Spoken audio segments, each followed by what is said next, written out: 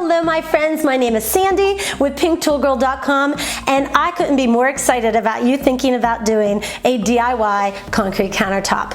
When people come into my home, this is one of the first things that they see, and they always ask me, oh, you did that yourself? And I proudly can say, yes, my husband and I did it. We had no idea what we were doing when we first started, but we did it.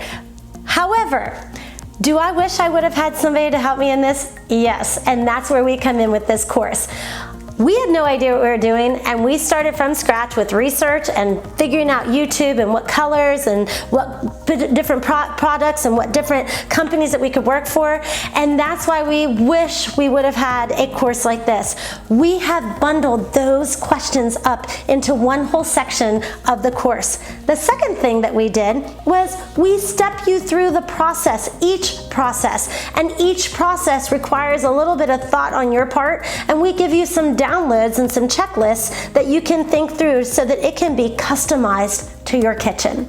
And the third thing is, as a teacher, we lay it out in a logical format, so it's rather like a magazine, a book, and a weekend workshop wrapped up into one, where at the end of the course, we step you through step by step how to do this.